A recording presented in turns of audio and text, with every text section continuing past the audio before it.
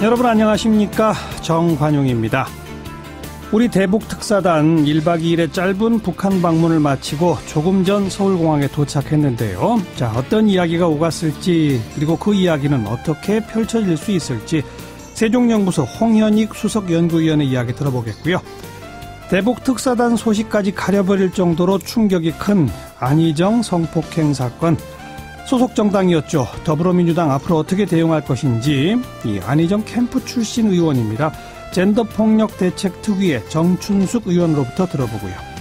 7시 5분 시작되는 2부 밖에서 본 한국 마련합니다. 이 안희정과 고은 사건, 그리고 오늘 돌아온 대북특사, 외국 언론 어떻게 바라보고 있는지 소개하겠고요. 자, 초대석 집중 인터뷰, 이 주물공장 노동자 출신의 괴물 작가가 하나 등장했어요. 김동식 작가를 함께 만나보겠습니다. 잠깐 광고 듣고 출발하죠. 우리 대북특사단 조금 전 돌아왔습니다. 아직 공식적인 방북 결과 보고는 없었습니다만은 어떤 이야기들이 어떻게 어느 정도 수준에서 오갔을지 좀 전망해 보도록 하겠습니다. 세종연구소 수석연구위원 홍현익 박사, 안녕하세요. 네, 안녕하십니까. 네.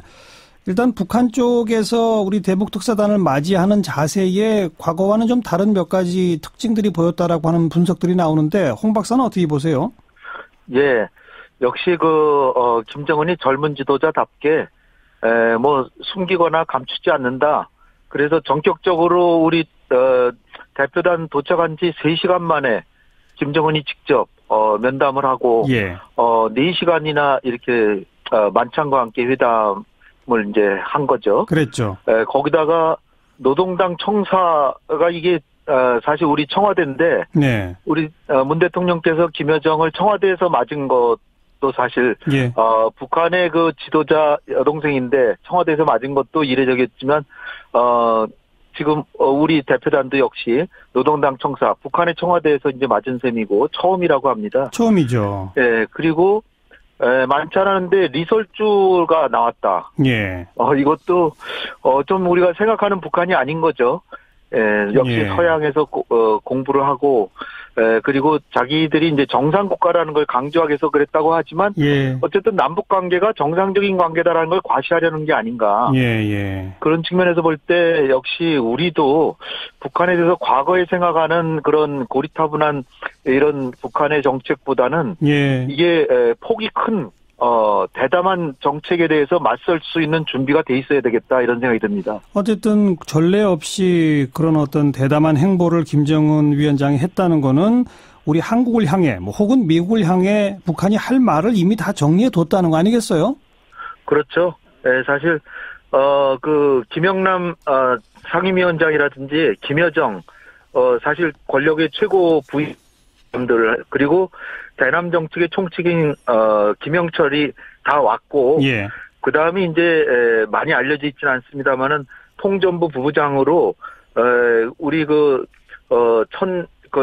천혜성 통일부 차관하고 회담했던 전정수보다도 오히려 상전인 맹경일이 평창에 인제에 19일이나 여기 있었다는 거죠. 그 얘기는 남북 간의 현안에 대해서 두루두루 굉장히 자세하게 얘기가 됐을 것이다. 아마 김상균 2차장하고 오랜 기간 한 10여일 이상 얘기가 됐으니까 사실 현안에 대해서 뭐가 문제고 어디가 맺힌 점이고 풀어야 될 건 뭔지를 다 알고 있었기 때문에 그러니까 아마 1박 2일이란 짧은 시간도 이게 현안 조율이 됐기 때문에 이렇게 짧게 일정을 한 게 아닌가, 이렇게 생각이 됩니다. 그래서 이제 곧 그 방북 결과 공식 보고가 있겠습니다만 홍 박사께서는 어떤 성과들이 있을 거라고 보십니까? 북미 간 또 남북 간 좀 나눠서 이야기해 주시면요. 일단 남북 간에는 정상회담에 대한 원칙적 합의가 있었을 것 같고요. 하긴 하는데 이제 과정이 문제죠. 어떻게 해서 정상회담으로 가느냐. 일단은 큰 틀에서의 합의. 그게 있었을 것이고. 또 하나는 이제 남북 관계가 평창 패럴림픽까지 이제 끝나면 동력이 별로 없잖아요. 그 동력을 이어가는 방법에 대한 합의가 몇 가지 나오지 않을까 이렇게 보고요. 이를테면 이산가족 상봉이라든지 남북 간의 고위급 회담의 정례화라든지 계속 만나자 그죠. 그다음에 문화교류라든지 체육교류 이런 것들이 안보리 제재나 미국의 제재와 상관없이 우리가 할 수 있는 부분 여기에 대해서 몇 가지 이제 남북관계 동력을 이어가기 위한 뭐 소소하든 뭐 하여튼 그 동력을 이어가는 합의. 그다음에 이제 사실 제일 중요한 정상회담이 되려면 가장 중요한 여건이라고 보여지는 북미 간의 회담에 대한 얘기가 분명히 있었을 거고요. 거기에 대해서 이제 그게 이제 이번 회담이 성공했느냐 안 했느냐의 관건인데. 그렇죠. 그 부분에 대해서는 아마도 김영철이 서울에서 한 얘기는 북미 회담에 대해서 우리도 충분한 용의가 있다 이렇게 얘기했는데 의제가 없었거든요. 근데 이제 아마 김정은 위원장이 추측컨대 비핵화 문제도 논의할 수 있다. 이 정도는 얘기가 됐을 거다 최소한. 그게 안 됐다 그러면은 이렇게 정말 그 핵심이 빠진 거죠. 그렇죠. 그리고 거기다가 이제 그 논의할 수도 있다에다가 하나 더해서. 조건부일지 아닐지 모르지만 일단 북미 대화가 시작돼서 진행되는 동안에는 핵 프로그램을 일단 핵 실험과 미사일 실험은 안 하겠다. 그 정도까지는 저는 기대합니다. 근데 이제 하나 더 나온다면 핵 프로그램 자체를 중단하겠다. 그 기간 동안. 그러면 더 좋은데 거기까지 기대하기는 좀 어려울 것 같고요. 이제 두고 봐야죠. 핵 실험 미사일 발사 중단하겠다. 북미 대화에서 비핵화 문제도 논의할 수 있다. 이 정도면 최상 아닌가요? 미국도 그러면은 지금 우리 기대 수준이 청와대에서 이미 낮춰놨기 때문에 실망스럽진 않다라고 했기 때문에 그 정도 수준이 아닐까 저는 조심스럽게 추측해 봅니다. 그 정도 수준이 나오면 미국도 대화에 임하겠죠? 북미 대화 당연히 될 수 있죠. 일단 중단한다 그러면 실험을 중단하는 거지만. 그래서 뭐 실험을 중단하고 북미 대화가 시작된다면 북미 대화의 급진전도 예상해 볼 수 있을까요? 남북 대화는 아주 급진전이 지금 예상이 됩니다만은. 근데 이제 그건 또 알 수 없죠. 사실 2005년에 9.19 공동성명까지 나왔는데 9.19 공동성명 나올 때 3일 전에 이미 미 재무부가 BDA 제재, 벙커델타 아시아은행에 대한 북한 제재에 대한 제재를 시작했는데 그 문제하고 경수로 건설 시점하고 두 가지가 이제 막 그 북미 관계와 그 한반도 정세를 어지럽히면서 9.19 공동성명 나온 지 1년 뒤에 북한이 오히려 제1차 핵실험을 감행했습니다. 따라서 우리가 어떻게든 지금 북미 간의 대화를 붙여놓기는 할 것 같은데 그렇죠. 이것이 성공하느냐 안 하느냐는 트럼프 행정부와 김정은에 달려 있는데 그 부분에 있어서도 우리가 이렇게 손을 놓고 있을 게 아니라 계속해서 합의가 이루어질 수 있도록 양측을 설득해야 된다 이렇게 봅니다. 그러니까 그 대화의 문턱을 낮춘다 해서 이제는 합의의 문턱을 좀 낮추고 그리고 합의를 한 번에 미국은 CBID라 그래가지고 뭐 완전한 비핵화를 한 번에 이루려고 그러는데 그렇게 해가지고는 정말 뭐 북한하고 미국하고 전쟁에서 미국이 이겼을 때 점령군으로서 강요할 수 있는 거지 그렇게는 타협이 안 되니까 단계로 나눠서 1단계, 2단계 적어도 2단계로 나눠서 일단은 동결을 시키고 그 다음에 폐기로 가야지 그냥 처음부터 그냥 폐기해라. 너 잘못했으니까 너 바로 시정해라. 이런 식으로 하다간 깨지죠. 일단 만나게끔까지 우리가 중간 역할을 하고 끝나는 게 아니라 양쪽을 계속 설득해야 한다. 이 말씀이시죠? 설득하고 합의안을 우리가 마련해서 그것을 계속 고쳐가면서 미국을 설득하고 다시 북한에 보여주고 중국도 도와달라고 하고 알겠습니다. 계속 부단한 외교를 하면서 합의를 도출해야죠. 자, 우리 홍 박사가 예측한 대로 그 정도 수준까지 김정은 위원장이 말했을지 한번 좀 기다려 보겠습니다. 오늘 고맙습니다. 네, 감사합니다. 세종연구소 홍연익 수석연구위원이었습니다. 안희정 전 충남지사 성폭행 사건 그 후폭풍 대단합니다. 뭐 피해자가 더 있을지 모른다 이런 폭로도 있었기 때문에 철저한 진상조사, 또 법적 처벌, 앞으로 남은 과제도 많은데요. 더불어민주당의 이 젠더폭력 대책특위가 만들어져 있죠. 여기 간사를 맡고 있는 정춘숙 의원 연결합니다. 정 의원 안녕하세요. 네, 안녕하십니까. 정춘숙 의원께서 지난 대선 때 안희정 캠프에 계셨죠? 네, 그렇습니다. 지금 그 피해를 폭로한 김지은 씨도 그 캠프에 같이 있었나요? 있었다고 하는데 저는 보질 못했습니다. 우선 정춘숙 의원은 이 소식 듣고 첫 느낌이 어땠습니까? 뭐 정말 기가 막혔죠. 있을 수 없는 일이 발생을 했기 때문에 정말 뭐라고 말을 하기가 정말 어려웠습니다. 그리고 안희정 전 지사가 이 뭐 일종의 사과의 입장을 밝혔지 않습니까? 네. 거기에 대해서 어떻게 보세요? 그러니까 그 사과에 이제 나의 어리석은 행동으로 뭐 이렇게 이제 얘기를 하셨는데 그게 그냥 어리석은 행동 정도라고 말할 수 있는 게 아니라고 생각을 하거든요. 예. 사실은 이거는 성폭력을 한 거 아닙니까? 예. 이거는 엄청난 폭력을 한 거기 때문에 그런 내용의 SNS를 쓰는 게 맞았겠나 이런 예. 생각이 좀 들고 예. 사실은 엄청난 그런 범죄 행위에 대한 법적 처벌을 달게 받겠다 뭐 이런 내용을 써도 지금 시원치 않은 이런 마당에 예. 그런 내용은 정말 아직도 이 문제를 가볍게 생각하고 있는 게 아닌가 이렇게 느껴질 정도였습니다. 네. 어제 긴급 최고위원회를 열어서 이 당에서 제명 출당 조치를 의결하지 않았습니까? 네, 네. 근데 지금 조금 아까 6시부터 당의 윤리심판원 회의가 또 열린다는데 이건 어떻게 되는 거예요, 그 관계가?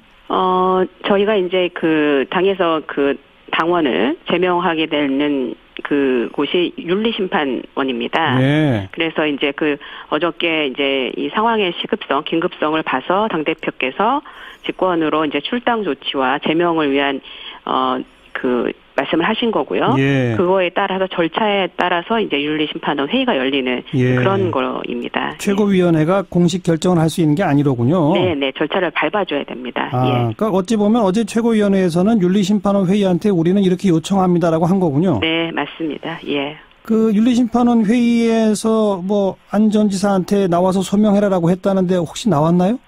뭐 그렇지 않은 걸로 알고 있습니다. 예. 안희정 지사는 지금 뭐 전혀 연락이 안 되는 걸로 제가 알고 있습니다. 오늘 그럼 그 회의에서 아마 제명 출당 조치가 확정이 되겠네요? 네, 그럴 거라고 생각하고 있습니다. 그건 이제 윤리심판원 회의 차원의 대응이고, 이 당에 얼마 전부터 이 젠더 폭력 대책 무슨 태스크포스가 만들어졌다가 이게 특위로 격상했다면서요? 네, 맞습니다. 저희가 작년 9월에 그때도 이제 이 사이버 성폭력 문제가 굉장히 심각해서 우리 원내 대책기구로 젠더 폭력 대책 TF를 만들었었고요. 그래서 이제 그 특위로 이제 계속 활동을 하다가 어저께 이제 최고위원회에서 당 특별위원회로 젠더 폭력 대책 특별위원회로 이렇게 이제 격상시켜서 좀 대책을 마련해라 뭐 이렇게 이제 되었습니다. 그 특별위원회 차원에서는 앞으로 어떻게 이 사건 대응하실 겁니까? 일단은 이제 오늘 아침에 긴급하게 회의를 했고요. 그래서 이 안희정 지사의 사건 같은 경우는 지금 이제 경찰과 검찰을 통해서 이 성폭력 부분이 조사를 받고 이제 처벌을 받아야 되는 부분이고요. 이제 그 외에도 지금 뭐 보좌진이라든지 이제 이런 사람들의 이제 계속 이제 미투나 또 익명의 또 신고 이런 것들이 있어서 저희가 이 젠더 폭력 대책 특별위원회 안에 젠더 폭력과 관련된 성폭력 신고 상담센터를 지금 이제 두려고 하고 있습니다. 그래서 이 창구를 통해서 이제 상담을 받고 그것에 따라서 지금 이제 아까 말씀드린 윤리심판원이라든지 이런 것과 같이 협동 작업을 통해서 어떤 당에서 적합한 조치를 할 수 있도록 이렇게 하려고 하고 있고요. 이 젠더폭력 특별위원회에서는 뭐 지금 이제 이미 발표가 됐습니다만 이번에 이제 후보자로 지방선거 후보자로 출마하는 사람들에 대한 교육이라든지 혹은 또 관련 법이나 혹은 정책 대안 뭐 이런 것들을 제안도 하고 이런 좀 포괄적인 활동을 할 그럴 계획에 있습니다. 당장 우선 안희정 전 지사에 관해서는 그 피해를 폭로한 김지은 씨가 자기 말고 피해자가 더 있다는 식으로 지금 암시하지 않았습니까? 네, 그렇죠. 그거에 대한 조사는 어떻게 해야 될까요? 저희가 그래서 오늘 이제 젠더폭력 대책 특별위원회에서 경찰에서 이것까지 포함해서 안희정 지사를 빨리 조사를 하라 이런 요청을 했습니다. 사실은 이건 이제 수사를 하고 이래야 되는 부분이기 때문에 그렇죠. 경찰에서 역할을 해줘야 된다 이렇게 저희가 촉구한 바가 있습니다. 당내 특위에서 무슨 수사권이 있는 것도 아니고 그렇죠? 네, 그렇습니다. 그리고 그 피해 입은 김지은 씨가 방송에 나와서 고발한 이유가 이 신변 위협과 두려움 때문이다라고 했잖아요. 네. 그래서 이 피해자들이 좀 두려움 없이 폭력 고발할 수 있도록 하는 법적 제도적 장치 이런 요구가 많이 나오는데 혹시 거기에 대한 의견은 없습니까? 지금 그렇지 않아도 지금 이제 이 피해자들이 이 말하기를 굉장히 두려워하는 게 뭐 이런 2차 피해를 굉장히 두려워하는 거거든요. 그렇죠. 그래서 사건에 대한 뭐 뒷담화 이런 것도 있지만 조직 내 따돌림 물론 이런 것도 있고요.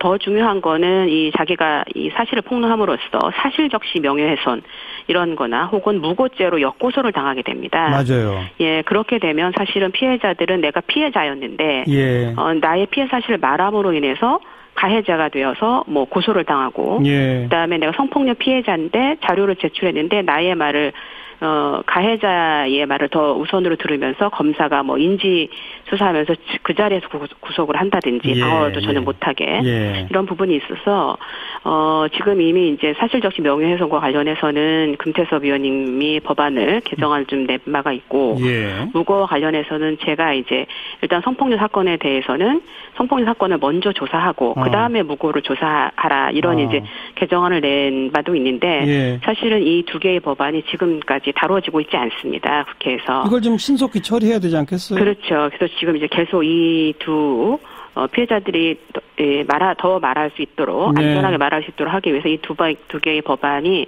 빨리 처리될 수 있도록 지금 계속 뭐 저희가 촉구하고 있는 그런 상황이 있습니다. 네, 마지막으로 한때 뭐 같은 캠프에 계셨으니까 안희정 전 지사한테 한마디 하신다면? 뭐 무슨 말 하겠습니까? 지은 제대로 벌을 받으셔야죠. 네. 여기까지 듣겠습니다. 고맙습니다. 네, 감사합니다. 더불어민주당 젠더폭력대책투기 간사 정춘숙 의원이었습니다. 윤태권 실장 어서 오십시오. 네, 안녕하세요. 방금도 다뤘지만 안희정 전 지사 성폭행 사건 참 충격적이고 정치권에 미칠 영향도 크죠? 그럼요. 이게 그리고 어제 오후에 여의도에서 사실 첫 미투가 나왔어요. 보도 많이 됐지만은 국회에서 근무한 여성 비서관이 보좌관한테 3년 동안 원치 않는 신체적 접촉, 성적 발언을 수년간 당해왔다 폭로를 했거든요. 그리고 그 당사자는 바로 이제 또 해임이 됐죠. 그렇죠. 이때 드디어 여의도에 올 것이 왔구나. 다들 이제 그런 식으로 이야기를 했죠. 그런데 저녁 때 JTBC 뉴스 안희정 전 지사의 성폭력 구체적인 사실관계 말씀드릴 필요가 없을 것 같지만은 성폭력에 또 경중이 있는 것도 아닌데 정말 심한 수준의 쓰나미적 충격으로 닥쳐온 거죠. 방금도 정춘숙 의원하고 그 당의 대응에 대해서 얘기를 나누는데 당의 대응은 어떻게 평가하세요? 발빠르게 하긴 했습니다. 바로 최고위원회를 소집해가지고 이제 제명 출당 결정하고 본인도 지사직 사퇴하고 정치 중단하겠다 했는데 비판 지점이 좀 있는 것 같아요. 그러니까 제명 출당 당기위 이것도 있는데 그럼 당하고 관련이 없어지게 만드는 거지 않습니까? 몸통 자르기, 꼬리 자르기, 그리고 어제 그 조치 이후에 민주당 대변인이 자체 조사 등을 할 계획이 없다고 했거든요. 그게 이제 오늘 정의당 이정미 대표 같은 경우에도 이 지점을 비판을 했어요. 그래서 아마 이제 오늘 추가 조치들이 이게 나온 것인데 수사권은 검찰이나 경찰이 있지만은 정치적인 조사, 캠프 때 상황 같은 건 당에서 할 수 있는 거거든요. 예를 들어서 상대 당에서 이런 일이 벌어졌으면은 철저히 진상 규명하라 할 거 아니겠습니까? 그리고 안 전 지사, 이제 전 지사죠. 이분에 대해서 특별히 할 말이 없지만은 정치를 중단한다고 했거든요. 그 의미를 잘 모르겠더라고요. 중단은 멈춤이지 않습니까? 재개를 할 수 있다는 걸로 해석할 수도 있는 거거든요. 은퇴가 아니라? 그렇죠. 왜 중단이라는 단어를 썼느냐? 아무튼 지방선거에도 영향을 미칠까요? 그럼요. 그리고 이제 어제 특사단 방북했지 않습니까? 김정은 위원장 접견 만찬 아까 이제 홍현익 박사께서 이야기하셨지만은 4시간 넘게 같이 있고 상당한 이제 뉴스거리인데 완전 묻혔잖아요. 뉴스가 묻혀버렸죠. 민주당 같은 경우에는 원내 대책 회의도 안 했어요. 충남의 국한에서 보자면은 민주당이 강세고 문 대통령 인기 있고 안 지사 인기 있고 그래서 이제 후보 간의 예선 경쟁이 치열했는데 오늘 주요 후보들이 일제히 선거운동을 중단을 선언했습니다. 곧 재개하긴 하겠지만은 그리고 주요 도지사 후보뿐 아니라 거기 기초단체장 후보들도 하나같이 안전지사하고 가깝다라는 이런 걸 강조하는 홍보물들을 활용했는데 다 폐기하겠죠. 그래야 되겠죠. 선거 영향은요. 냉정하게 말하면 아직 3달이나 남았기 때문에 지금 뭐라고 단언하기는 어려울 것 같아요. 충청권 말고 전국으로 보자면은. 하지만 기가 죽어있던 야당들이 목소리를 높일 수 있는 계기는 된 거죠. 이미 엄청난 공세를 펼치고 있잖아요. 그렇죠. 공격할 만합니다. 민주당도 공격 당할 만하고 하지만 선을 넘으면 바로 역효과가 나올 겁니다.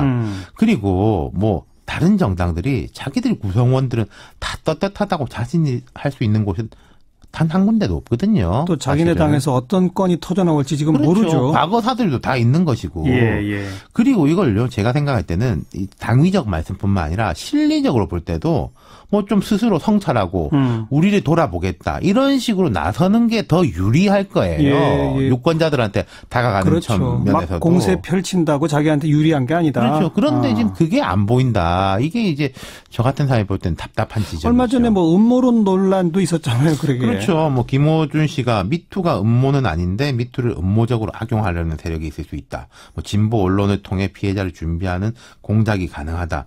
이런 언급을 해가지고 이제 뭐 금태섭 의원 이렇게 논쟁이 붙었는데 네. 속으로 사람들이 이제 여러 가지를 다 생각하거든요. 예. 마음속으로야. 그리고 또 이게 아까 야당의 공세 말씀드렸지만은 기회다라고 생각하는 점도 분명히 있을 거예요. 예. 하지만 그걸 이제 표면화하고 드러내는 순간 이걸 뭐 음모로 몰아가는 사람도 그렇고 기회로 생각하는 사람도 그렇고 예. 더 비난을 더 많이 받을 겁니다. 앞으로 이 미투가 어디까지 더 확산될지 아직 정말 모르잖아요. 그렇죠. 그리고 이제 제가 볼 땐 이래요. 서지영 검사의 폭로하고 유사한 영향을 미칠 겁니다. 뭔가 하면은 현직 검사가 직접 폭로하니까 용기를 줬지 않습니까? 그렇죠. 피해자들의 허들이 낮아질 수 있다는 거죠. 그렇죠. 폭로에 대한. 더 많은 게 폭로될 수도 있다는 거고. 그렇죠. 그리고 무마하려는 시도들은 약해질 겁니다. 약해지죠. 예. 네. 차분히 지켜봅시다. 네. 수고하셨어요. 감사합니다. 윤태곤 실장이었습니다. 시사잡기 1부 마치겠습니다. 잠깐 뉴스 들으시고 7시 5분 2부에 다시 뵙죠. 시사잡기 2부 화제했던 뉴스 먼저 정리해드리죠. CBS 김효은 기자 어서 오세요. 네, 안녕하세요. 첫 소식은요. 네, 평창 동계올림픽에서 여자 스피드스케이팅 노선영 선수의 왕따 주행, 이게 크게 논란이 됐었죠. 팀 추월 경기. 예. 네, 당시 함께 출전했던 김보름, 박지우 선수의 자격을 박탈하고 빙상연맹을 엄중 처벌해달라. 이렇게 청와대에 청원글이 올라왔었는데 예. 61만 명이 청원에 동참했습니다. 예. 네, 그래서 오늘 청와대가 공식 답변을 내놨습니다. 내용이 뭡니까? 네, 김홍수 교육문화 비서관이 답변했는데요. 진상조사를 하겠다고 밝혔습니다. 아하. 문제가 드러나면 그에 맞는 조치를 취하겠다고 했고 국민들이 걱정하는 부분들을 포함해서 국가대표 선발이나 운영, 관리 문제를 챙기겠다고 약속했습니다. 청와대가 직접 조사한다는 거예요? 아, 그건 아니고요. 주무부처가 문화체육관광부이지 않습니까? 예. 네, 문체부가 스포츠 공정인권위원회를 만들어서 이 위원회가 진상조사를 벌이고 또 스포츠 비리 문제에 대한 정책 대안을 만들겠다고 했습니다. 네, 꼭 좀 제대로 했으면 좋겠고요. 또 그 나경원 의원 건 청원도 답변이 나왔다고요? 네, 그 자유한국당 나경원 의원의 평창올림픽 조직위원 자격을 파면해달라. 이 청원에도 36만 명이 서명을 했는데 이에 대한 답변도 내놨습니다. 네, 지난 1월에 나 의원이 여자 아이스하키 남북 단일팀 구성과 한반도기 공동 입장은 올림픽 헌장을 위반할 소지가 있다. 이렇게 IOC에 서한을 보냈었거든요. 그랬죠. 네, 김 비서관은 위원회 선임과 해임은 조직위의 권한이라고 밝혔습니다. 청와대가 관여할 사안은 아니라는 거죠. 예. 네, 하지만 어차피 조직위는 패럴림픽이 끝나면 실질적으로 해산된다. 그리고 세계가 남북 단일팀에 환호했기 때문에 나 의원의 서한은 우려하지 않아도 됐었다. 이런 의견을 덧붙였습니다. 네, 다음 뉴스요.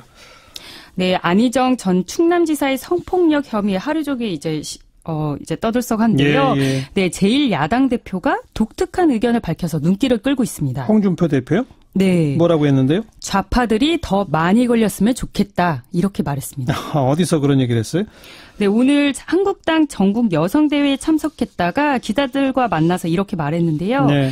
미투 운동이 나와서 최교일 의원을 겨냥하고 시작한 운동처럼 느꼈는데 그게 자기네들, 그러니까 좌파 진영으로 갔다. 그런데 전개 과정을 보니까 죄다 좌파 진영 사람이다라고 비판했습니다. 그 자유한국당 최교일 의원은 그 서지현 검사 성폭력 사건 덮으려고 한 당사자다 이렇게 지목됐던 그 의원이죠? 네, 그렇습니다. 예. 서 검사의 폭로 이후에 미투 운동이 탄력을 받았고 지금도 활발하게 전개되고 있죠.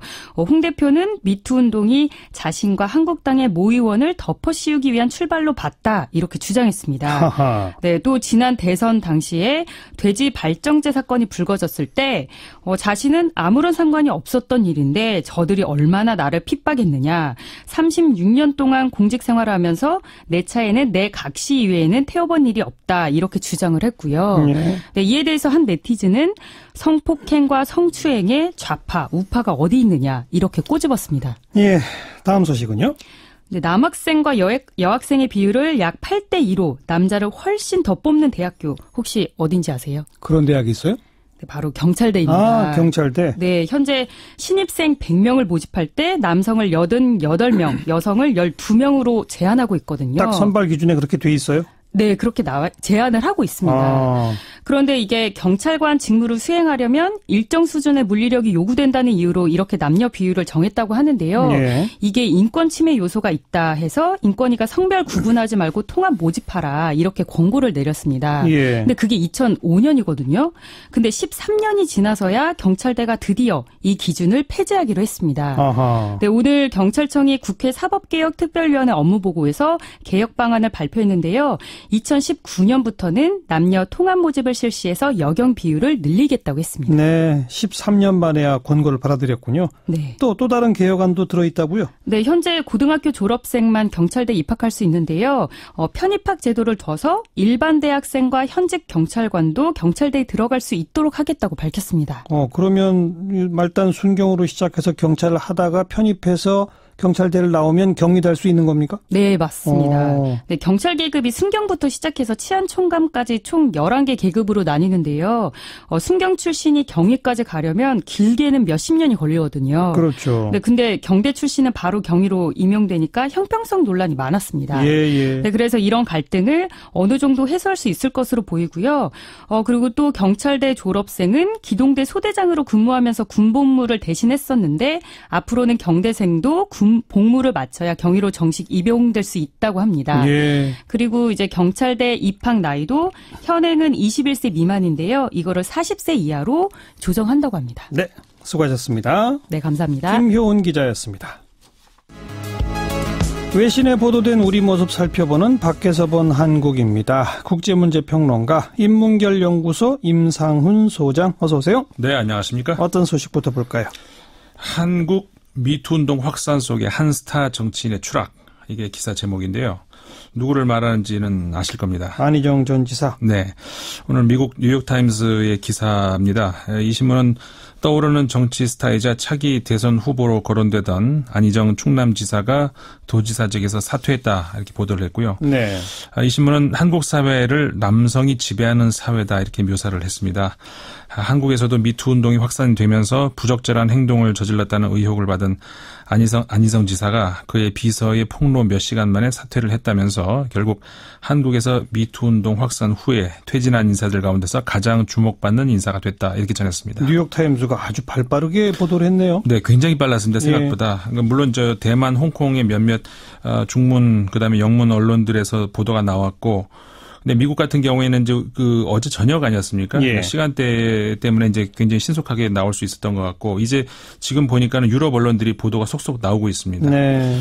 그러니까 많은 언론들이 일단 한국에 보도된 사실관계를 현재까지는 그대로 이제 전하는 그런 보도가 나오고 있는데 뉴욕타임스의 경우 지금까지 한국에서 미투 운동으로 부적절한 행동이 알려진 경우가 영화, 연극 그리고 엔터테인먼트 분야 그쪽이 많았는데 기업이나 정치권 인사들은 영향을 거의 받지 않았다면서 안 지사가 주요 정치인들 가운데서 미투 운동으로 추락한 첫 번째 인사가 됐다 이렇게 전했습니다. 예. 그리고 특히 안 지사의 경우는 많은 한국인들에게 충격을 줬는데 그것은 반독재 민주화 투쟁을 했던 학생운동 지도자 출신으로 보수 진영 정치인들보다 높은 도덕적 배경을 내세워왔기 때문이다 이렇게 전했습니다. 예, 더 충격이다 그래서. 네. 그리고 앞으로도 이 파고가 어디까지 갈지 잘 모르잖아요, 아직. 네. 예. 어디까지 갈지 잘 모르겠는데 이 신문 보도대로 한국이 특히 남성들이 고위계층을 지배하고 있기 때문에 권력 관계에서 나오는 부적절한 처신이 어떤 방향으로 튀게 될지 장담을 할 수 없는 그런 상황인데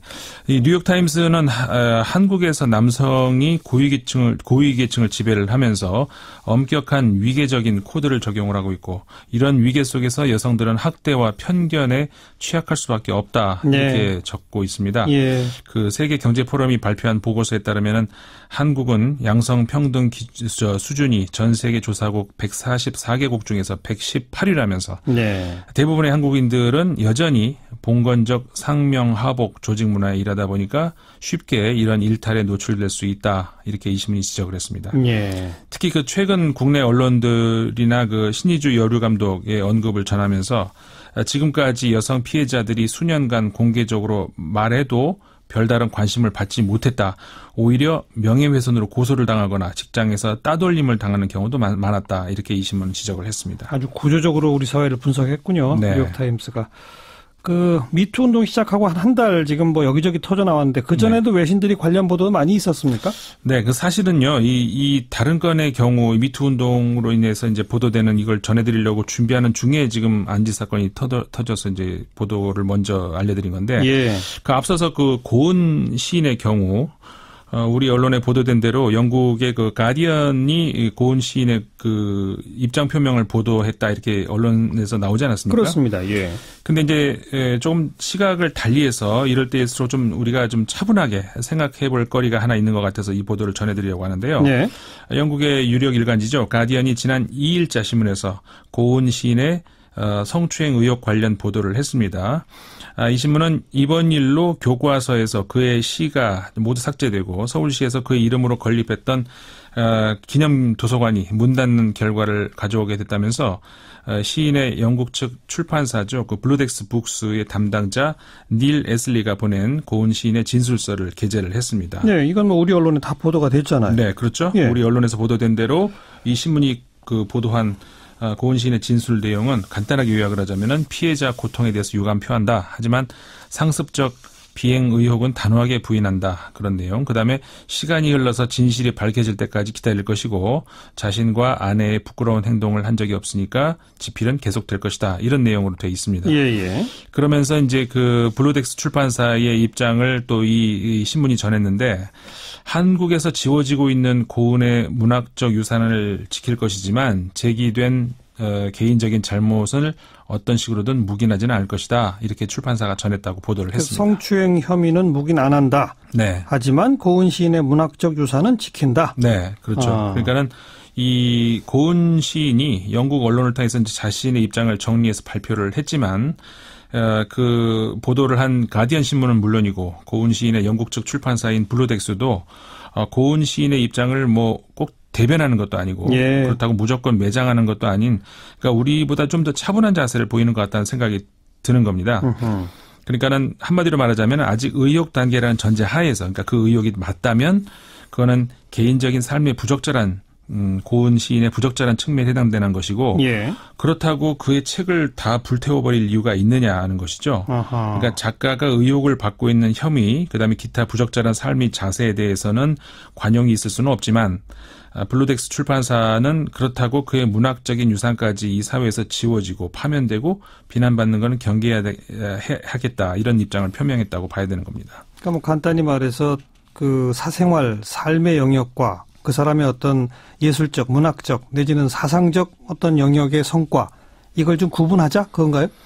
그렇죠. 그러니까는 그 어떻게 보면은요, 이 작가의 입장에서라기보다 이 가디언 기사의 행간에서 읽히는 문제점은 우리 수용자 입장에서 그러니까 우리가 좀 생각해 볼 만한 문제를 좀 지적을 하는 것 같은데요. 애둘러 표현했습니다. 잘 안 보이는데 행간에 보이는 걸 보면은 가디언이 전하는 영국의 그 블루덱스 출판사 입장은 이 한국에서 명사나 공인들에 대한 평가가 너무 극단적으로 흐른다고 생각한다는 겁니다. 그러니까 말하자면은 이런 겁니다. 고은 시인의 경우를 보면 한국에서 가장 존경받는 문인의 한 사람으로서 한국에서 모든 걸 다 퍼주는 그러니까 모든 혜택을 다 주고 그래서 이번 건의 경우 같이 그러다 추문이 나오면은 또 이 모든 거를 포기하게 강요하고 모든 유산을 박탈하는 그러니까 극단적인 반응으로 나온다는 거죠. 그러니까 너무 혜택을 많이 주는 것도 문제고 다 박탈하는 것도 문제고 이렇게 보는 거예요. 네네. 그러니까 이 출판사 담당자 아까 말씀드렸던 그 닐 애슬리의 말을 좀 들어보면요. 고은 시인의 경우에 명예는 서구의 어떤 작가들이 받던 명예보다 지위보다 컸다. 또 그 명예의 박탈은 또 거기에 대한 대중의 추종에 대한 반발이라면서 그러니까 한국에서 이 소수 문인에 대해서 극단적인 추앙을 하고 그리고 이제 그 오점이 발견이 되면은 이들에 대해서 극단적인 소멸을 바란다는 그런 비판을 에둘러서 좀 한 것으로 해석이 되고 있습니다. 예, 예. 또 한편에서 영국의 이 출판사는 이 고은 씨의 작품을 계속 또 판매해야 하는 입장이니까 그렇죠. 이런 입장을 또 취할 수도 있다는 생각 들긴 합니다만 네네. 어쨌든 몇몇 문인들 그냥 너무 추앙하고 또 무슨 문제 생겼다고 완전히 매장하고 이건 좀 우리가 되돌이켜볼 여진이 있을 것 같네요. 네네. 그러니까 우리가 지금 사실 우리가 문학을 대하는 태도가 어떤 노벨상을 정점으로 하는 노벨상을 하나 배출하기 위한 국가 사업 같은 걸로 생각을 하지 않습니까? 특히 고은 시인 얘기만 나오면 그런 식이 되죠. 네. 그러니까 예. 그건 소수 엘리트 문학에 대한 과도한 애정, 기대, 혜택 이런 것들이 결국 이런 그 실망으로 극단적인 네. 실망으로 나온다는 거죠. 알겠어요. 역시 가디언입니다. 참 깊이가 있어요.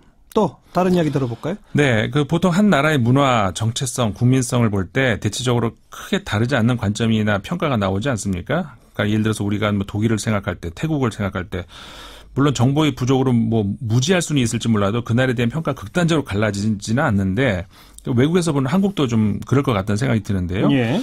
하지만 한국이라는 나라에 대해서 극단적으로 이 감정과 평가가 갈라지는 극에서 극에 이르는 무지개 빛깔의 감정을 가진 나라가 바로 일본이 아닌가 싶습니다. 네네. 일본인들이 한국을 대하는 걸 보면은 이게 같은 나라 사람인가 싶을 정도로 한 사안에 대해서 아주 다양한 이 단계적으로 조금씩 달라지는 그 차이가 보이는데요. 예. 지난 3.1절 기념식에서 문재인 대통령이 일본의 역사 인식과 독도 침탈 야욕에 대해서 강한 비판을 했지 않습니까? 그랬죠. 여기에 대해서 일본 언론들이 이제 반응을 내놨는데요.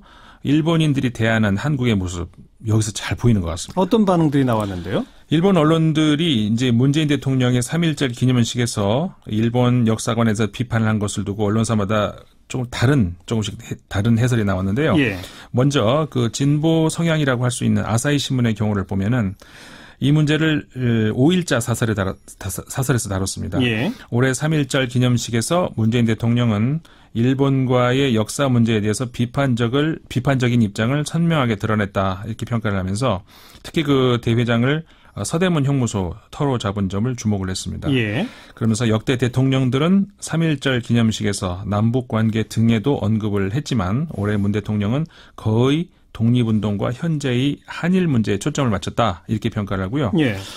이렇게 얘기를 했습니다. 아사히 신문은 과거 일본이 국책을 잘못 짜서 아시아 국가들에게 큰 고통을 준 것은 역사적 사실이다. 이렇게 얘기를 하고 한국이 고난과 극복의 발자취를 돌아보면서 현재의 국민 통합에 도움이 되도록 하는 것은 어쩌보면 당연하다. 이렇게 평가를 하고 예. 다만 불필요한 민족주의를 부추기는 언행은 삼가야 한다. 이렇게 얘기를 하면서 이웃나라를 불필요하게 자극을 안 하는 그런 노력이 있어야 양국 국민이 함께 미래로 갈 수 있다. 이렇게 주장을 사설을 통해서 했습니다. 우리 입장은 좀 이해된다는 식으로 바탕을 깔고 네. 그러나 이웃나라 좀 너무 자극하지 말아달라. 그렇죠. 그 정도 선이네요. 그렇죠. 그게 그런 이제 정도. 진보 성향 아사히 신문이고 네. 보수 성향 쪽은 뭐라고 그랬습니까? 일단 그 요미우리 신문 예. 가장 발행 부수가 많죠.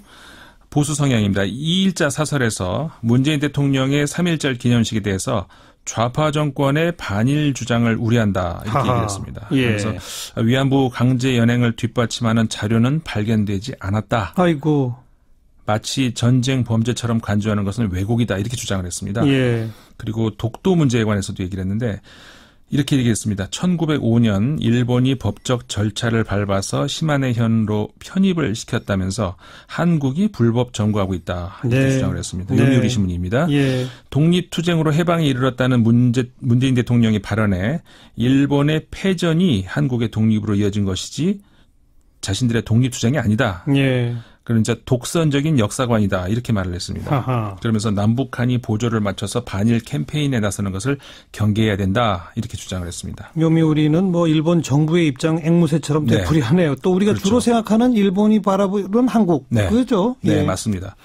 그러니까는 뭐 위안부 강제 연행 증거가 없다. 이제 우리가 매일 듣는 그 얘기죠. 그러면서 전쟁 범죄로 간주하는 것은 좌파 정권의 반일 주장이다. 이렇게 주장인 건데 그다음에 극우 성향이라고 할 수가 있죠. 산케이 신문의 경우를 보면 또 예. 조금 다른 시각이 느껴집니다. 예. 산케이 신문은 3.1자에 이 관련 사설을 냈는데 문재인 대통령이 잘못된 역사관으로 일본을 때리고 있다 이렇게 얘기하면서 독도 문제의 경우도 일본이 독도 영유권을 주장하는 것은 제국주의 침략에 대한 반성을 거부하는 것 같다 이렇게 문재인 대통령이 말하지 않았습니까? 예. 여기에 대해서 다케시마를 침략한 것은 한국 쪽이다 이렇게 주장을 했습니다. 네네. 그러면서 산케이 신문이 1905년 시마네 현이 다케시마를 편입했을 때 항의한 나라는 없었다 이렇게 얘기를 하고요.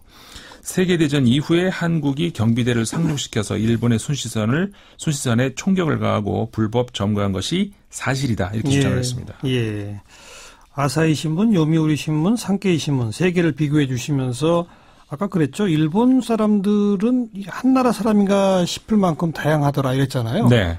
그게 유독 일본만 그런 게 다 인정해야 할 자기들의 전쟁 범죄를 인정 안 하고 있기 때문에 그런 거죠. 그렇죠. 너무나 당연한 사실을 이렇게 일본 안에서도 그러니까는 그 역사를 좀 제대로 이해하려는 그런 노력을 하는 사람들도 있긴 있는 것 같습니다. 일부 있는 거죠, 현재. 네네. 예.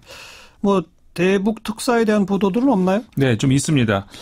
사실관계 중심인데요. 뉴욕타임스가 5일자 보도입니다. 한국 특사들 평양에서 김정은과 만났다 이렇게 보도를 하면서 지난 한 해 한반도 정책 긴장을 속수무책으로 지켜봐야 했던 문재인 대통령이 북한의 평창 동계올림픽 참가를 계기로 기회를 잡았다.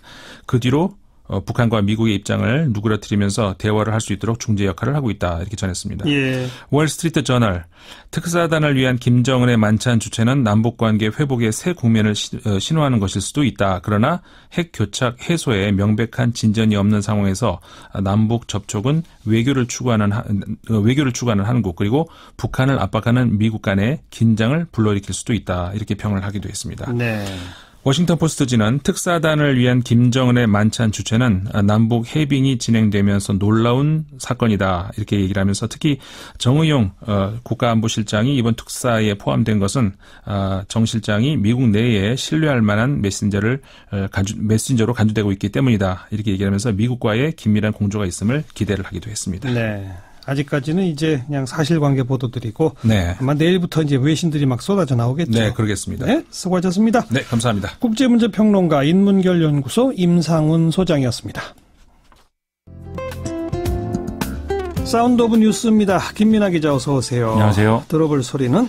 안희정 전 충남도지사로부터 성폭행을 당했다. 이렇게 폭로한 피해자 김지은 씨가 어제 JTBC에 나와서 발언한 내용부터 여야의 반응까지 들어보시죠.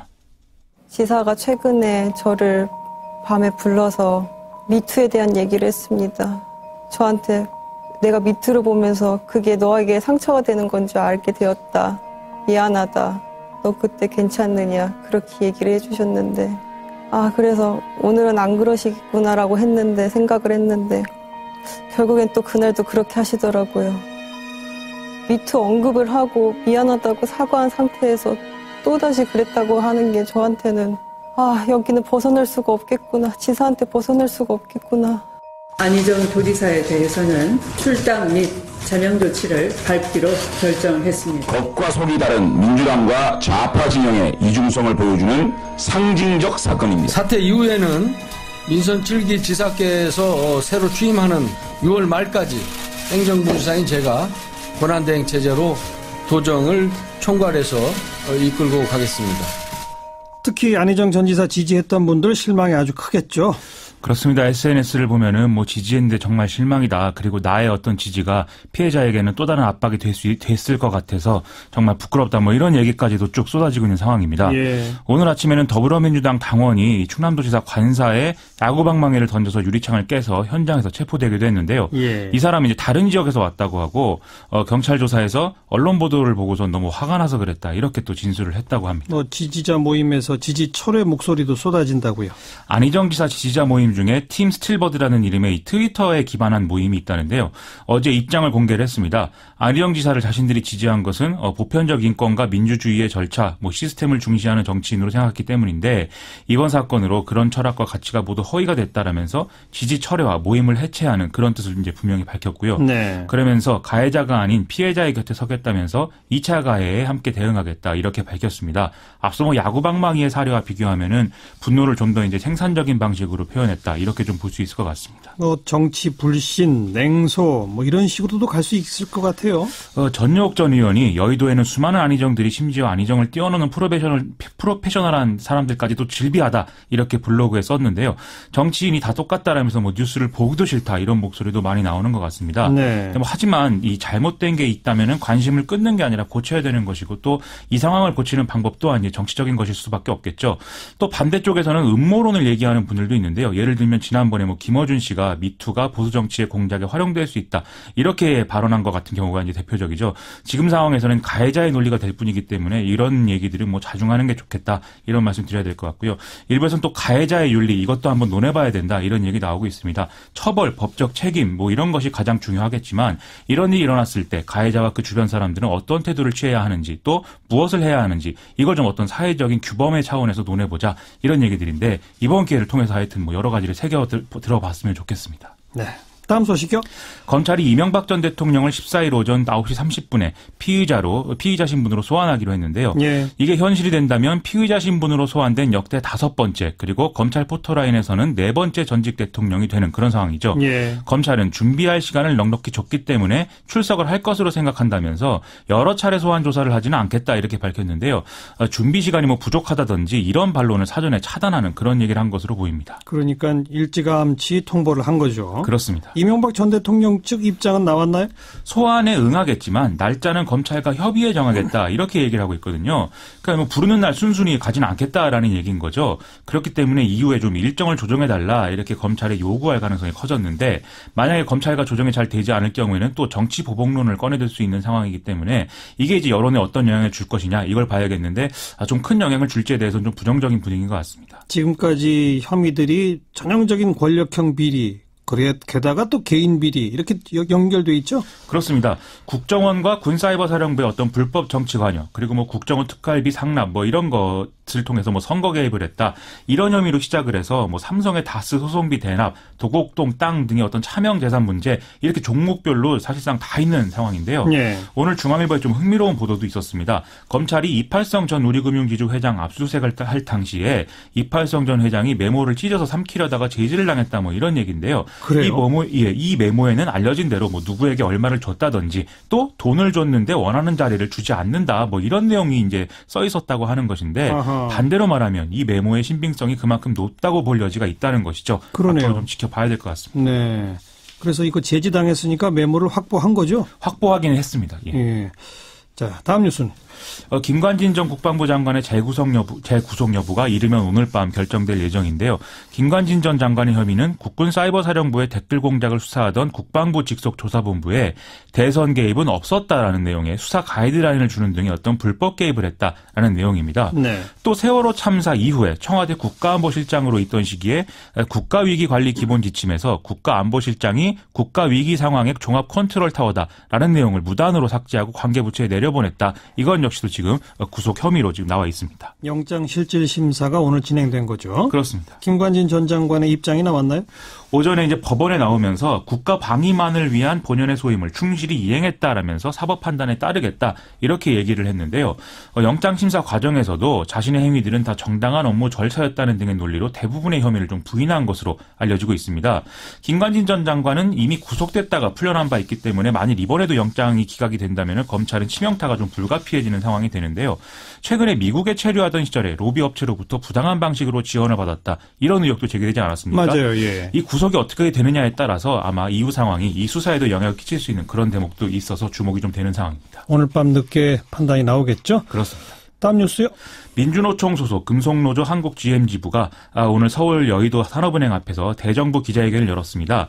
이들은 GM 본사를 규탄을 하면서 군산공장 폐쇄를 포함한 구조조정 계획을 철회하고 신차 투입 로드맵을 제시해야 한다 이렇게 주장을 했는데요. 그러면서 현재의 사태는 이대주주인 산업은행이 자기 책임을 방관해서 발생했다.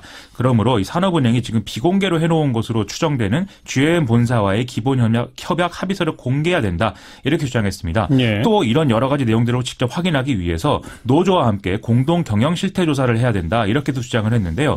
이를 위해서 정부, 노조, 회사가 함께 모이는 3주체 회의를 제안하기도 했습니다.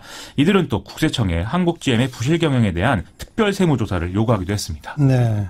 이런 노조 주장에 대해서 산업은행 쪽 반응이 또 있나요? 이 실사라는 것은 산업은행도 아니고 제3의 회계법인이 하는 것이기 때문에 노조의 요구를 받아들이면 객관성에 시비가 걸릴 수밖에 없다. 이렇게 이제 반응을 했고요. 또 이런 요구를 GM에서 받아들일 리도 없고 그다음에 실사 과정에서는 누구의 입김도 들어가서는 안 된다는 게 원칙이다라는 점을 또 분명히 하는 그런 모습이었습니다. 예. 아울러 특별 세무조사 요구에 대해서 이 국세청의 경우에는 제보나 정보 분석 이런 거를 통해서 구체적인 탈루 혐의가 잡힐 때 세무조사를 하는 것이지 노조가 요구한다고 해서 세무조사를 할 수는 없다. 이런 입장을 밝혔는데요. 예. 다만 이 한국GM의 경우에 통상 5년마다 하는 정기 세무조사가 임박해 있다. 이런 관측은 언론으로부터 이미 나오고 있는 그런 상태입니다. 네. 아직도 참 갈 길이 머네요. 그 대목은. 그런 상황. 다음 뉴스요. 트럼프 미국 대통령의 철강 및 알루미늄 관세 부과 방침에 대해서 미국의 핵심 부처 수장들은 물론 공화당 지도부까지 반발하는 그런 상황 속에서 백악관 전체가 혼돈에 빠져 있다. 이 뉴스 전해드렸는데요. 트럼프 대통령이 이 방향을 좀 바꿀 수도 있다. 이런 뉘앙스의 발언을 해서 지금 관심입니다. 네. 트럼프 대통령은 현지 시간 5일 오전 트위터를 통해서 새롭고 공정한 나프타 협정에 서명될 때에만 철강과 알루미늄에 대한 관세가 철회될 것이다. 이렇게 썼고요. 예. 그다음에 이스라엘 총리를 만나기 전에 이제 기자를 만난 자리에서도 동일한 이런 내용의 어떤 발언을 해서 상당히 화제였는데요. 지금 이제 나프타 재협상은 이날까지 총 7차례에 걸쳐서 진행된 상황인데 핵심 당사국인 미국과 캐나다, 멕시코가 모두 이제 좀 민감한 선거를 앞둔 상황이어서 서로 물러나지 않는 상황이 되고 있거든요. 네. 그래서 30가지 사안 중에 6가지에만 합의가 돼서 좀 지지부진한 그런 상태라는 것이죠. 근데 그 나프타 협상에 진전이 있으면 관세 부과를 철회할 수도 있다는 거예요? 지금 이제 그런 의미로도 해석할 수 있겠는데 아하. 다만 이제 워낙 강하게 지금까지 전면 철회는 없다 이렇게 주장을 한 바 있어서 이걸 뭐 아예 없던 일로 하는 것까지는 어려울 것 같습니다. 그래서 가장 가능성이 지금 높은 시나리오로 꼽히고 있는 것은 캐나다, 멕시코하고 우방인 영국 정도를 고관세 부과 대상에서 제외해 주는 정도, 이 정도는 가능하지 않을까 이렇게 보는 모양인데요. 예. 그런데 문제는 이제 우리나라 아니겠습니까? 우리나라의 경우에는 지금 이 제재의 주요 목표인 중국의 어떤 우회 수출로로 지금 지목이 되어 있는 상태이기 때문에 이런 상황이 되더라도 예외가 되는 것은 좀 어렵지 않을까라는 게 대략적인 전망인 것 같습니다. 아무튼 어떻게 결정될지 아직은 모르겠네요. 그런 상황이죠. 수고하셨어요. 고맙습니다. 김민아 기자였습니다. 백동우의 노래 마법의 성 함께 듣죠. 오늘 스튜디오에 좀 특별한 작가 한 분을 초대했습니다. 뭐 흔히 작가라면 많이 배우고 많이 알고 무엇보다 책을 많이 읽었을 거다 이렇게 생각하는데 전혀 그렇지 않은 분입니다. 중학교를 중퇴하고 공장 노동자로 일하면서 글을 쓰신 분이고요.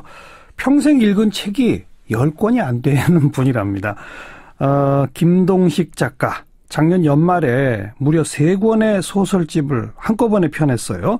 근데 지금 벌써 6쇄를 찍었답니다.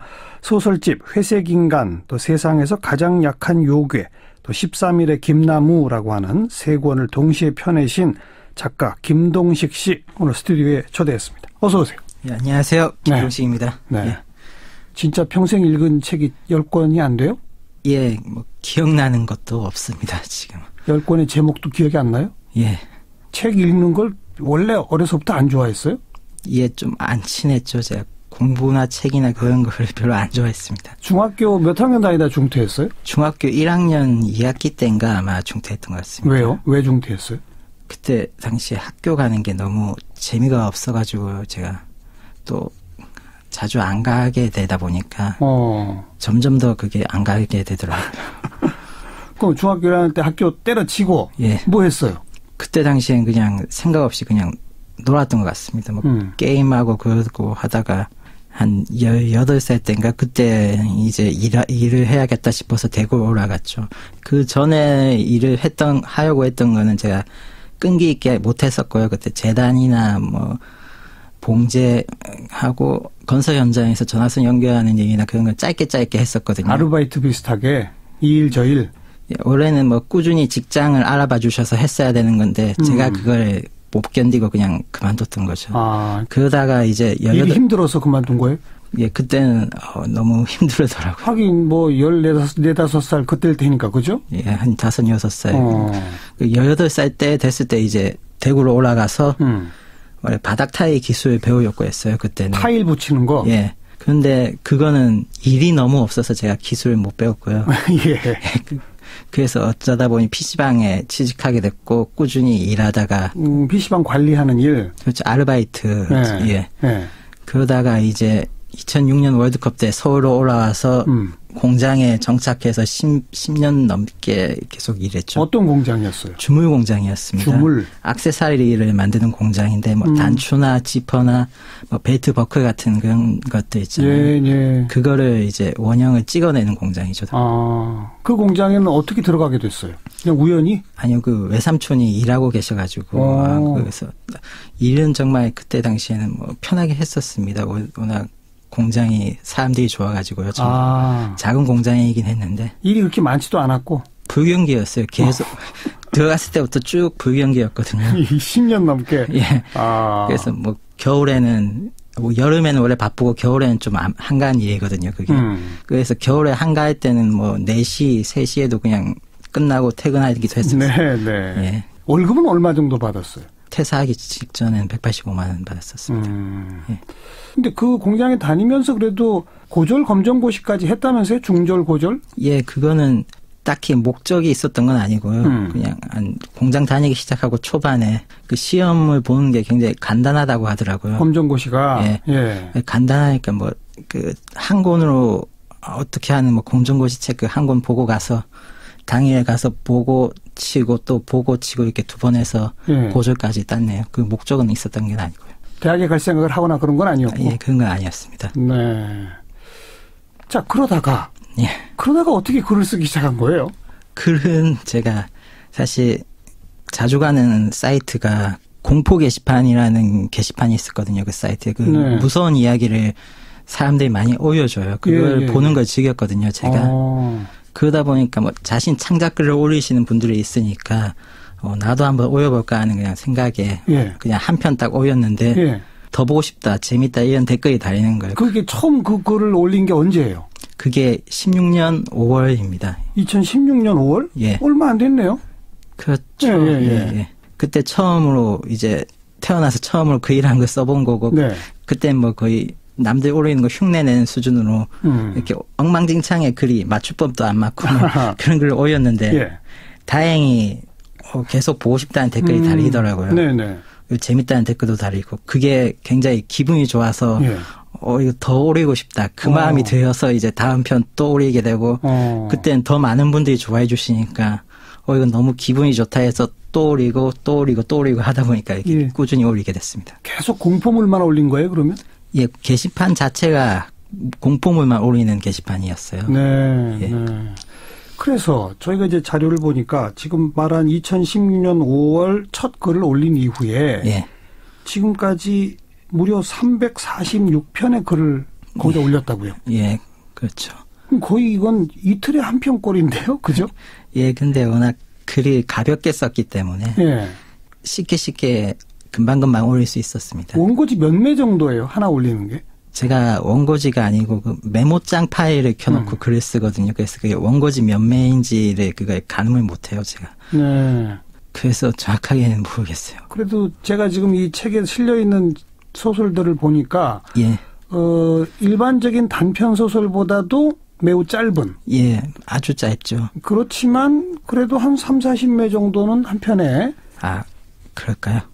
그 정도라고 보여지거든요. 20-30매, 30-40매 정도. 예. 근데 그걸 이틀에 한 번씩 써냈다는 거죠, 그러니까.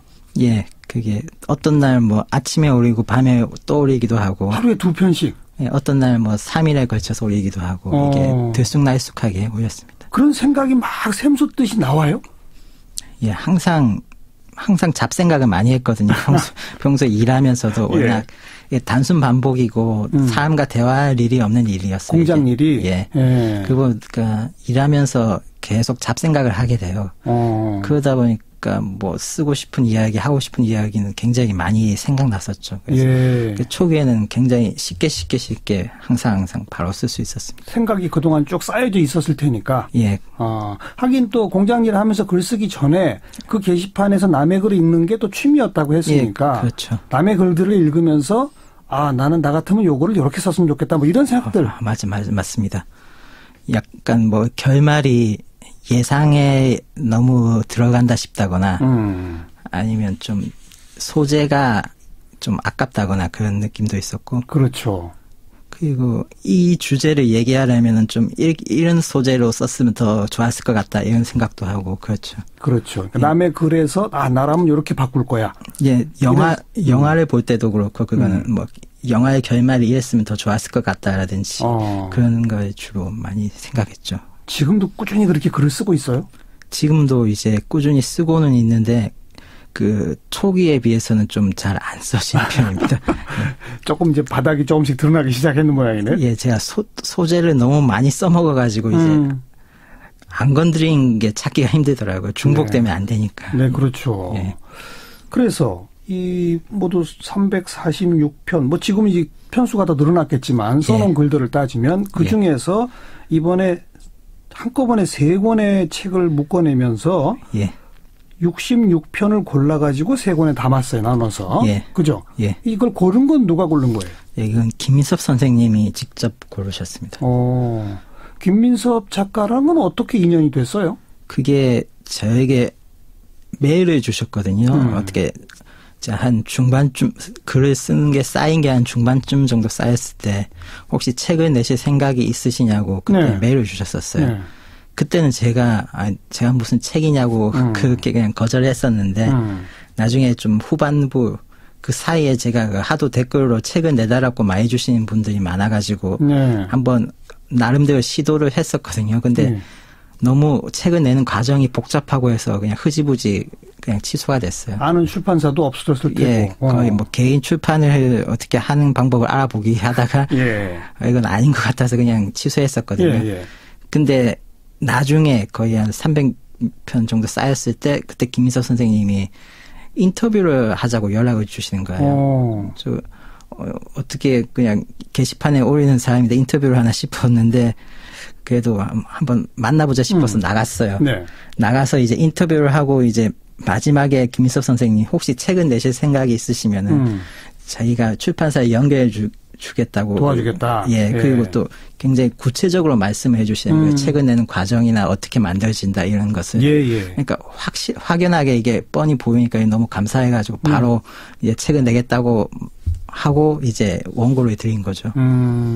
그랬더니 김민섭 작가가 그 중에 이제 몇 편을 골라가지고 한 20편 정도를 골라달라고 하셔서 제가 그걸 보내드렸는데 그거를 이제 그 출판사 쪽에 보여줬더니 한 3권을 동시에 내자고 하셨대요. 20편으로 한 권이 아니라.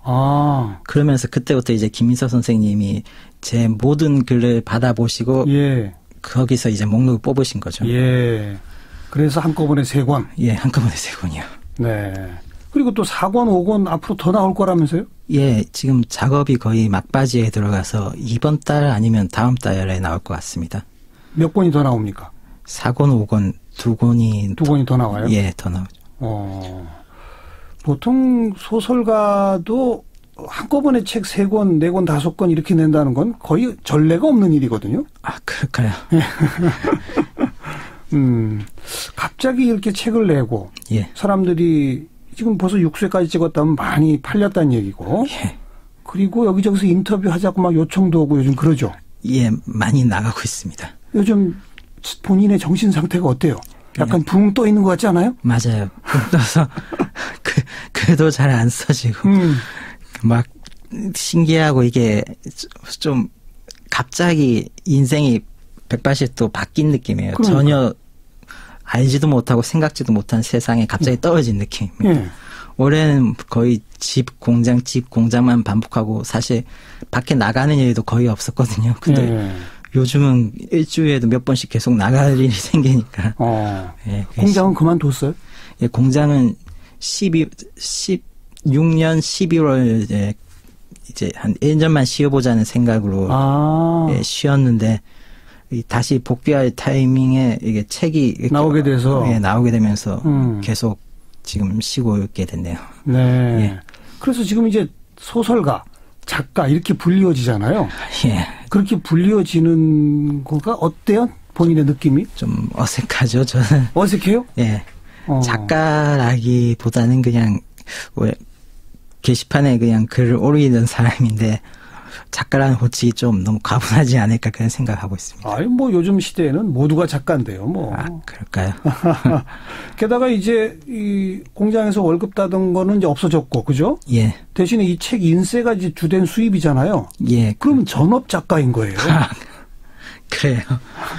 그렇군요. 예. 전업 작가요. 갑자기 전혀 예상치 못한 다른 인생으로 내가 어딘가 던져진 것 같다. 좀 아까 그랬잖아요. 예. 좋은 게 많아요? 무서운 게 많아요? 겁나는 게 많아요?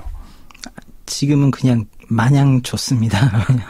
이게 좀 더 약간 살아있는 느낌이 들고 공장에서 일하던 시기에는 이게 계속 반복된 작업이고 제가 하는 일이 제가 만든 물건이 어디로 가는지도 제가 모르고 그냥 일이니까 계속 할 뿐인 거의 기계처럼 반복되는 일을 했었는데 글을 쓰면서부터는 이제 봐주시는 분들을 제가 볼 수 있고 제가 만든 게 어떤 효과 어떻게 보여지는지 그걸 제가 아니까 좀 기계에서 벗어난 느낌 그런 느낌이 들곤 해요. 본인이 어느 인터뷰에서 이 책 세 권 가운데 첫 번째 책인 회색인간에 실린 무인도의 부자 노인이라고 하는 단편이 나는 제일 마음에 든다. 이렇게 이야기를 했더라고요. 그 줄거리를 간략하게만 좀 소개해 주시겠어요? 그러니까 무인도에 표류하게 된 사람들이 식량 문제 때문에 그 힘없는 그 다친 노인을 이제 희생하려고 하는 거죠. 그 노인에게는 식량을 안 나눠주려고. 식량이 아까우니까 어차피 뭐 도태될 거다. 그렇게 예상하고. 그런데 노인이 이제 자신은 사회에서 굉장한 부자다. 어떤 기업의 그거다. 이렇게 소개를 하면서 만약 지금 나를 도와준다면 사회에 돌아갔을 때 큰 재산으로 돌려주겠다. 통조림 하나를 막 1,000만 원에 사주겠다. 이렇게 말을 하는 거예요. 그 어떻게 믿냐고 했더니 노인이 그러면 당신들은 사회에 안 돌아갈 생각이냐고. 사회에 돌아갈 생각이 있다면 내 말을 믿어야 되는 거 아니냐. 그러네요. 이래서 이제 노인을 도와주게 되고 식량도 나누게 되고 노인에 도와주게 되고 그러면서 무인도에서 일종의 사회가 형성되는 거예요. 노인에 의해서. 거래, 돈이라는 게 없는데 가상의 돈을 이제 거래하는 거죠. 그렇죠. 뭐 일을 시키면서 노인이 만약 집을 지어준다면 당신의 노동을 내가 돈으로 대신해 주겠다 이런 식으로. 일당 뭐 몇십만 원 주겠다. 이렇게 가상의 돈으로 사회가 형성되고 나중에는 구조까지 되는. 구조가 됐어요. 그때는 근데 노인의 말이 모두 거짓인 걸 거짓말이었던 그때 모면하기 위한 이 말이었다는 걸 사람들도 알게 돼요.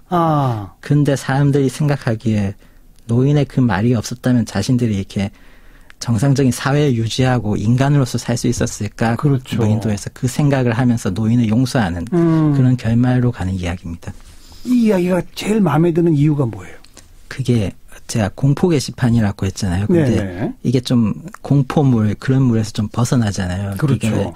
최초 시도했던 이야기가 이 무인도의 부자 노인이었거든요. 공포에서 벗어난 이야기를. 그러다 보니까 이게 기억에 각인이 남더라고요. 오리면서도 공포 게시판이니까 봐주시는 분들이 좀 안 좋아하시면 어떨까 걱정을 했었는데 그 어떤 이야기보다 더 좋아해 주시는 거예요. 댓글도 막 100몇 개씩 달아주시고. 그게 기억에 남아가지고 가장 좋아합니다. 사실은 우리 김동식 작가를 저희 프로그램에 초대해서 인터뷰하게 된 계기도 바로 그 글이에요. 그럴까요? 제가 그 글을 읽어보고 이 작가는 정말 뭔가 내용이 풍부한 작가다. 감사합니다. 사회에 던지는 메시지도 강하게 있다. 이런 생각을 하면서 초대를 한 거거든요. 앞으로 긴 장편 소설에도 혹시 도전할 생각이 있나요? 긴 장편을 제가 쓸 줄 알면 쓰고 싶은데 쓰는 방법을 모르겠어요. 어떻게 쓰는지. 지금 쓰는 거는 인터넷을 하면서 그 방식에 인터넷 게시판에 맞춰서 배워갔기 때문에. 한 호흡 조금 좀 쉬어가는 그런 시간도 필요할 것 같은 생각이 들어요. 알겠습니다. 김동식 작가 한꺼번에 3권, 아니 곧 2권도 합해지니까 5권의 소설을 낸 괴물 작가를 함께 만났습니다.